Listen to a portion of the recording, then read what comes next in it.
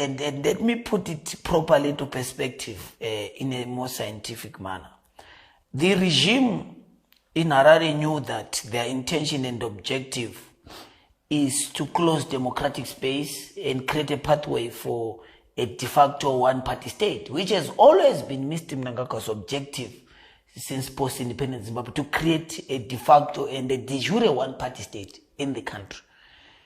And what then followed in the implementation of that agenda was a systematic, well-organized destruction of the institutions that have been serving Zimbabwe's constitutional democratic order. And what are these institutions? The first institution is the judiciary. There was a deliberate assault of the judiciary and stripping off the constitutional powers that the judiciary hold, which is to interpret the law and become an arbiter between the state and the people, between conflicting parties in the country. It all started with the criminal and illegal extension of the term of office of Chief Justice Lukumala, whose intention and objective was to undermine the democratic will of the people. Lukumala, when he was interviewed after his exit from the judiciary and retirement, when he was asked which case still remains in his heart and mind, effectively saying which case still haunts you, it is the case where he became the arbiter to criminally usurp Zimbabwe's democratic will in 2018.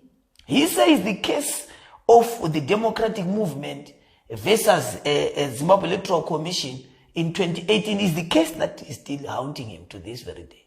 Because he knows that it is him in that bench that executed and legalized the coup on the people of Zimbabwe. So the assault on the judiciary was the first point of entry, because the regime knew that when they implement their strategy, they will need the courts to legalize and sanitize their criminality.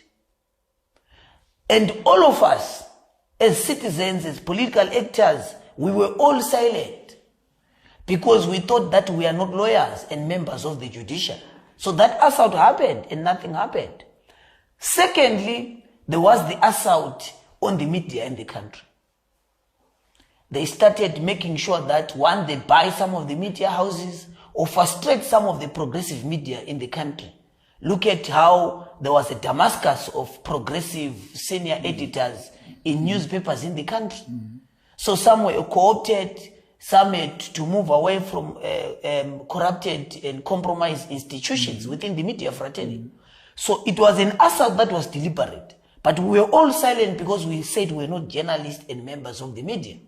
Because they knew that the media is a conveyor belt of the aspirations of the people, particularly the progressive media in the country. So that's why some media houses were bought, some were assaulted, some were disenfranchised to the extent that they collapsed. Thirdly, they then went for parliament, because they knew that parliament is also going to be a critical organ in defense of Zimbabwe's constitutional democratic order. When they removed us criminally from parliament, all people, including those in ZANU, who were party to our criminal removal in parliament, they started to say it is an internal CCC issue, when they knew that Chabang is not a member of the CCC, let alone the leader of the CCC. But they said, no, it is the CCC's affair, it is Nelson Chamisa's affair. And that was not an assault to the CCC as an organization. It was an assault to parliament as an organ of the state to protect Zimbabwe's constitutional democratic order. So when they removed members of parliament, everyone else became silent because they said it is the CCC's affair. They left there, and then now they went to ensure that they bring this bill. Because they knew that when you go to the courts, they've already been compromised. When you go to the media will give the regime's narrative. When you go to parliament, it was replaced by charlatan and regime deployees there. So they knew that in parliament it's a done deal, because when we went into the election, for the benefit of the viewers, ZANU-PF did not have a 2/3 majority in that parliament. That's one. Number two, we had a qualitative majority. ZANU had a quantitative majority in parliament. They're not going to pass that bill, not just on the basis of numbers, but on the quality of members of parliament. We deployed people that are credible, that we knew that are going to stop ZANU, even if we didn't have the numbers. We were going to stop the regime in parliament. So all these clauses, when they went to NGOs through the PVO bill, we were all silent because we said we are not NGOs. But they knew that when the NGOs exist and are operating in the country, there are the arbiters and platforms where ordinary people find full political expressions. So they had to destroy it, compromise the Zimbabwe Congress of Trade Union, arrest the two union leaders, close CSO space. So they knew that the people will not have platforms of political expressions, whether through the political parties or through the civic society. They went again to the church, compromised members of the clergy. Those who refused it, we had their scandals on the internet. Those who wanted to stop be with the people, we saw the assault that remained, that followed that. So some were given money, some were compromised. So all these, they were targeting the centers, but Zimbabwean citizens were operating in silos. So I don't think that you can say that the assault in the CCC was because some of us played a role.